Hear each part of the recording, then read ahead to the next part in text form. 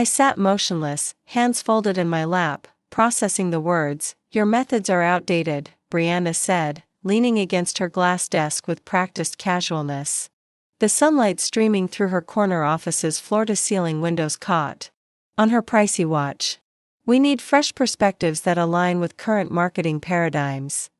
I had worked at Bluecrest Creative for 15 years, and this was how it ended, in a sterile office with a woman. "This is Taylor Griggs," Dana, who had been CEO for less than 3 months. Brianna went on to indicate to the young woman next to her that she would be taking over your accounts with immediate effect. Taylor, wearing a designer blazer and a flawless blowout, gave me what I thought was a sympathetic smile.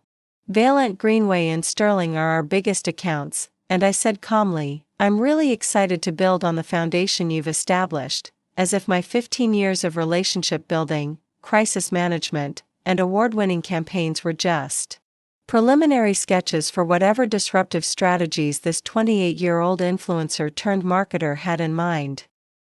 They may be worried about the change, but they've been with me for more than 10 years.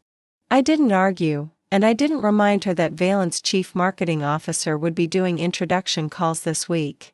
"Your severance package is generous, and human resources has the necessary paperwork ready." I didn't mention that I had assisted Sterling Financial in rebuilding their brand after the financial crash when everyone else had given up on them, or that the CEO of Greenway Foods had attended my daughter's wedding. Instead, I stood up, smoothed my skirt, and nodded, understanding. "I'll clear out my office," as Brianna was about to depart when she said, "We'd appreciate it if you'd make this transition amicable for everyone involved." The message was clear. Don't cause a stir, don't call clients, and don't harm the agency's name. Of course, I responded, "I've always been professional, and I had been for 15 years. I was the foundation of Bluecrest Creative in Fresno, California, and I had developed relationships with clients that went beyond business dealings. I had coached junior employees, worked weekends, and put my all into every campaign. I had turned a local agency that was having trouble into a nationally renowned firm." As I made my way back to my office, I sensed something unexpected beneath the shock and disappointment of knowing that, although they believed they were ending something today, I was about to start my career at Bluecrest Creative, which had started when it was still known as Peterson Design Group. To Brianna Lake, I was just a model that was being replaced with a newer version of myself. After years as a journalist, Harold Peterson took a chance on me despite my unusual background. He stated during my interview that journalists understand what makes people care about a story, which is the foundation of good marketing. We had 6 employees working from a converted house in downtown Fresno. I was 34 years old, recently divorced, with a 10-year-old daughter, and determined to prove myself in the marketing industry. Harold insisted on handwritten thank you notes for every project, and when I won the Valente account in my second year, an accomplishment that doubled our yearly revenue, he gave me a plaque that has remained on my desk. Those early years of marketing were exciting, scrappy, chaotic, and full of genuine passion for the work. We celebrated each new client with a pizza party. Relationships prior to transactions. Over the years, I had observed the agency's growth, development, and eventual sale to a larger marketing group after Harold retired. I had also managed leadership changes, survived 2 rebrands, and adjusted to changing market trends, but I had consistently upheld the fundamental belief that sincere relationships were the cornerstone of long-lasting, as I meticulously packed my belongings and wrapped the industry awards and client thank you plaques that chronicled my 15-year journey. I reflected on the relationships I had developed. For example, Thomas Wells, the CMO at Valente, called me directly whenever they had a product issue, trusting me to help craft their public response. We had collaborated on numerous product launches and 3 company restructures. Robert Klein at Sterling Financial, who had remained with Bluecrest through the years, and Dana at Greenway Foods, who had depended on my team when they went from being a regional producer to a national brand, once told me, "Dana, you're the only marketing executive who actually visited our farms to understand our values, financial crisis, because," in his words, "Dana knows that our business is about trust." Not just numbers. These weren't just clients. They were partnerships based on years of respect for one another, consistent outcomes, and a sincere understanding of their businesses. I laid the final award in my box and received the Western States Marketing Awards Professional of the Year award just 4 months ago.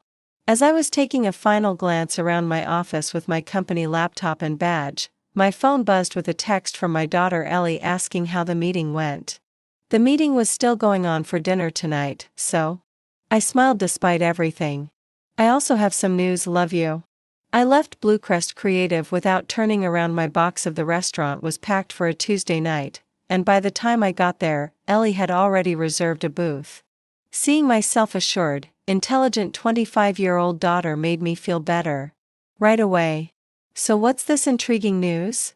After we placed our order, she said, did they finally make you a partner? I took a long breath and realized that I had been fired today.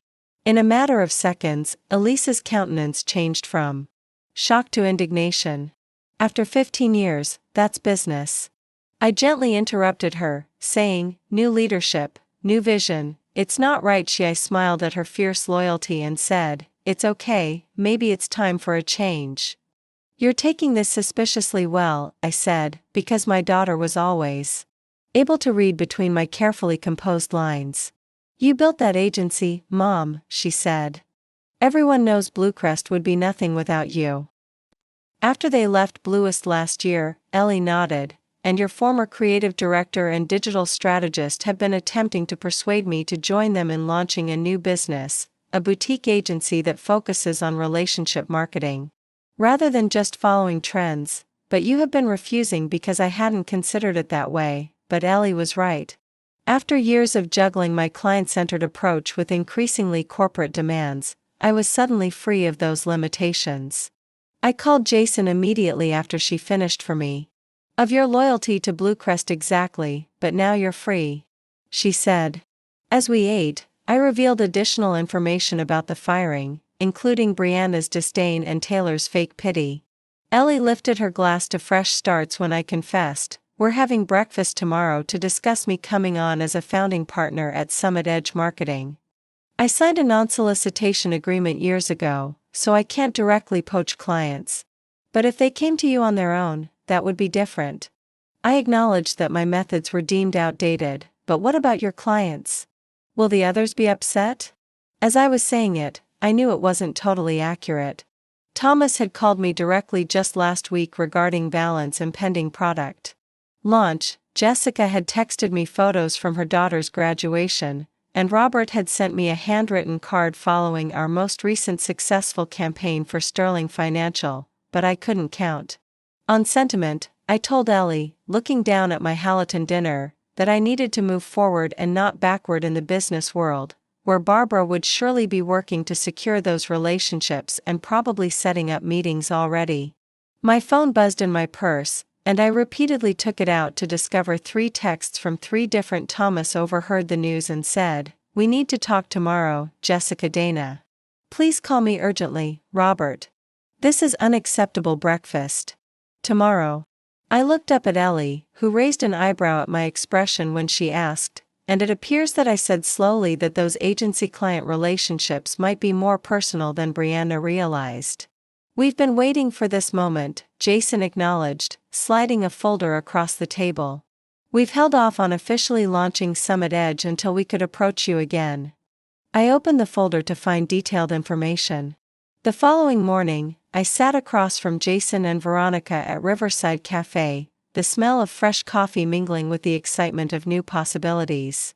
Financial projections, business plans, and a suggested organizational structure that lists me as a founding partner and client relations lead. You two have been very busy, and I've been impressed by how meticulously they've planned. Veronica always leans forward, Dana. We've seen Bluecrest stray from Harold's vision every day. The industry is changing, I admit, but that doesn't mean relationships and trust are outdated. Jason nodded enthusiastically, saying that all this talk about disruption misses the point that good marketing has always been about. The corporate takeover last year was just the last straw for us, and when Brianna was appointed, we knew it was only a matter of time until they pushed you out too. Connecting with people, comprehending their needs, and establishing trust, the tools change, but the principles stay the same. I respected their enthusiasm but exercised caution, believing in your vision and ours, but building a clientele from the ground up takes years. We have something to show you, said Veronica and Jason as they looked at each other. Veronica took out her tablet, opened an email, and turned it in my direction. It was from Westlake Industries, a medium-sized manufacturing company that had been on Bluest's prospect list for years. How did they find you? You haven't even launched yet. Jason grinned. As I was reading, my phone rang, and Thomas Wells from Valente answered. I said, I should take this, and he stepped away from the table. Dana Thomas started without saying anything. What the hell is going on at Bluecrest?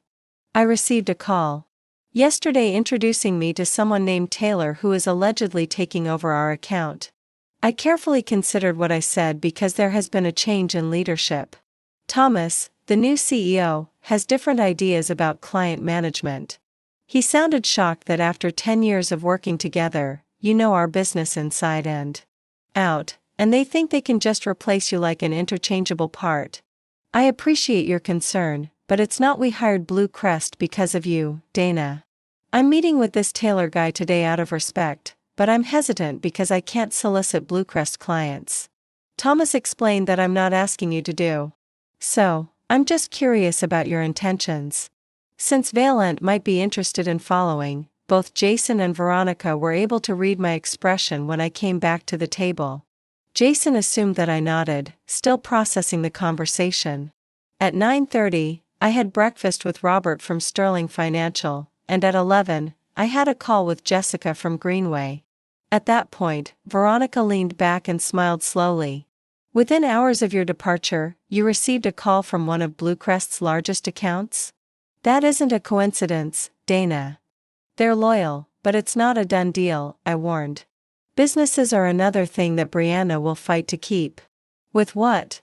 Taylor Gregg's Instagram followers were questioned by Jason. These clients want substance, not style. As we were still talking, my phone buzzed with an email from Brianna Donna about client transitions. Please keep in mind your contractual duties. If you try to attract Bluecrest clients, you will be immediately sued. I hope you'll act professionally, Brianna Lake, CEO. I showed Jason and Veronica the email, and she expressed concern. Jason pointed out that Veronica should be concerned. I considered my two possible business partners, and at last I said, let's do this, but let's do it correctly, with no solicitation and no legal ambiguities if these clients arrive. As we clinked cups, Veronica elevated her coffee mug to Summit Edge Marketing, which is centered on partnerships designed to survive. I felt a sense of relief that I hadn't anticipated. This wasn't just about surviving after being fired, it was about breakfast with Robert from Sterling Financial was enlightening. He came to the restaurant already agitated, hardly looking at the menu before launching into his concerns. I've been with Bluecrest with you for 8 years, he said, through the financial crisis, through our rebranding, through everything, and yesterday I received a call. I listened sympathetically to someone from Taylor who can't even correctly pronounce the name of our chief investment officer. Transitions are difficult, but Robert insisted that this isn't about transitions, rather, it's about trust. Sterling works with Bluecrest because you realize that marketing for financial services isn't just about eye-catching ads. It's about stability and dependability. I nodded, being careful not to say anything that might be interpreted as a solicitation. I've always appreciated our working relationship, Robert. Tell me about your plans. He asked bluntly, and after some hesitation, I decided that being honest was the best course of action. I'm joining a new venture called Summit Edge Marketing, a boutique agency that focuses on when will this agency be operational? We're finalizing details now, so we should be fully functional within 2 weeks. Robert nodded, apparently satisfied. I'll need information for our procurement department.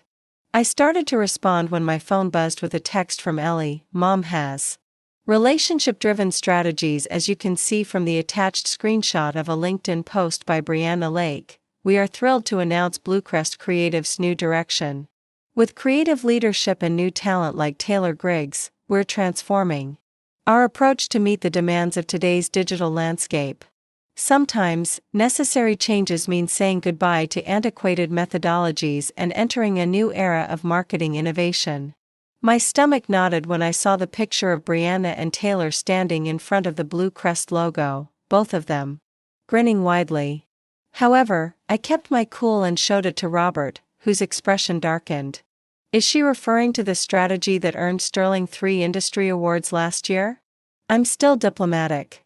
Robert retorted, not all change is progress, and got up.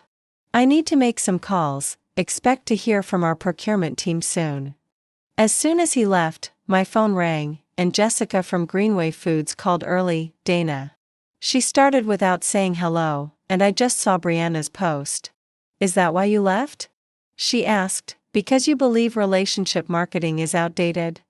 Greenway's entire brand is based on relationships with farmers, communities, and customers. If that's Bluest's new philosophy, we have a serious problem. I took a deep breath and didn't leave on my own volition. Jessica paused. You were fired. Her tone expressed disbelief. I clarified that the term was restructuring, but basically, yes, because your methods are outdated.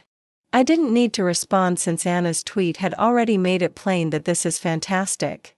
Jessica went on to say that after everything you've done, the Community Harvest Project, the Farming Heritage Campaign, these weren't simply marketing triumphs, Dana, they truly encapsulated the essence of our business. She interrupted, saying, I'm telling you that Greenway will be reviewing our agency relationships immediately. Where can I reach you if we need to discuss alternatives? I gave her my personal contact information, but I had to be careful, Jessica. I value our professional relationship greatly, but I can't solicit you. Within a day of being written off as obsolete, 3 significant clients reached out to follow me on their own. After hanging up the phone, I sat by myself at the table, analyzing everything. Brianna's post had been a calculated mistake, a public rejection of the very strategy that her most important clients valued, and my phone buzzed again, this time a text from Jason saying, Emergency at Summit Edge HQ, can you come now? We had been setting up temporary operations at Summit Edge headquarters, which was now Jason's home office. In an attempt to portray Bluest as innovative, she had unintentionally sent a message to relationship-focused clients that they were no longer a priority. I paid the bill and Jason and Veronica were looking shocked at a computer screen when I hurried over. What's wrong? I said, and she turned the screen toward me. Nothing's wrong, but you need to see this, she said. It was an email from Thomas Wells at Valente that had been carefully considered. The following 48 hours were a blur, and by Wednesday afternoon, all 3 companies, Valente, Greenway Foods, and Sterling Financial, had formally ended their relationships. Valente is ending our contract with Bluecrest Creative with immediate effect, and we will be looking for new representation that aligns with our commitment to meaningful client relationships. This is happening faster than we anticipated, Veronica said during our spontaneous strategy session in Jason's living room, and we need to accelerate our timeline. By Thursday morning, we were receiving inquiries from 2 more Bluecrest clients who had learned about the exodus. Jason nodded while frantically typing on his laptop. We need office space like yesterday, and I might have an answer for that. Harold Peterson still owns the converted house downtown where Bluecrest began, and he's been leasing it to a nonprofit that's moving to a larger space. Our designer is finishing up the logo today, and the website framework is ready. As we continued to plan, my phone rang with an unknown number, so I excused myself to answer it. Space next month? Veronica's eyes lit up. That would be perfect symbolism, returning to the roots of what marketing should be, I said in a quick text to Harold, who replied almost immediately. For you, Dana, it's yours. Let's talk tomorrow. Hey, Ms. Mallister. This is Deanna Winters, the board chair of Bluecrest Creative. The chairperson herself was surprised. How can I help you? I'll be honest. She responded in a businesslike but not. I waited for her to continue because we've had some unfriendly developments at Bluest. 3 major accounts ending at the same time has raised serious concerns about our current leadership. The board will meet tomorrow to discuss these developments before we make any decisions, and I wanted to hear your thoughts on what happened. I carefully chose my words and explained the circumstance in which Brianna rejected relationship marketing. I was fired, and Taylor was introduced as my replacement. I made sure to stress that I hadn't approached any clients, as they had all contacted me on their own. And these accounts, they're following you to a new venture? She inquired. That seems to be their intention. The question caught me off guard. I'm flattered by the implication, but I've committed to a new path. My partners and I are launching Summit Edge Marketing, and we've already launched Bluest. There was a long pause after that. Would you consider returning to Bluest if certain changes were made in leadership? Signed the lease and submitted our business formation documents. I know she sounded disappointed, but I have one last question. Do you think these client departures are related to you personally or to the marketing strategy Brianna is rejecting? I gave an honest response, saying that in relationship marketing, the personal and professional are intertwined, and these clients value consistency, trust, and deep. After hanging up the phone, I came back to find Jason and Veronica looking expectant. I told the board chair that they were doubting Brianna's leadership, and after 3 days, Jason let out a low whistle, which must be some sort of record. They asked if I would think about returning. Since we recently received confirmation from Sterling Financial that they wish to sign with us as soon as we're operational, Veronica said firmly that when I told her that I'm committed to Summit Edge, her expression changed to one of concern. My phone buzzed with an email notification from Thomas at Valente about the matter. The line contract was ready for review as I opened it, and then another email from Jessica at Greenway Foods about Summit Edge's progress arrived. In just 3 days, we had gotten commitments from clients totaling more than $4 million in yearly billing, and Summit Edge hadn't even launched yet. I believe Jason mentioned that with increasing enthusiasm, we had leased the original Peterson Design Group building, a symbolic return to values lost in the corporate evolution. And Harold had not only leased us the space but had also come out of retirement to serve as an advisor. You've brought it full circle, he told me, referring to the need for a larger office. The official launch of Summit Edge Marketing took place precisely 2 weeks after my dismissal from Bluecrest. As we stood in the newly remodeled room, with the scent of fresh paint and opportunity in the air, I always hoped that Bluecrest would continue to market using knowledge rather than tricks. Our team had rapidly expanded beyond the 3 original partners, and we had hired 2 strategists, a content team, and a digital specialist, all former the morning of our launch, as we were getting ready for our first official all-hands meeting. I received a text from Ellie asking if anyone had seen the news about Bluest. I hadn't, as I had been fully occupied with building Summit Edge. I quickly located the article she referred to, which was about the marketing agency shakeup at Bluecrest.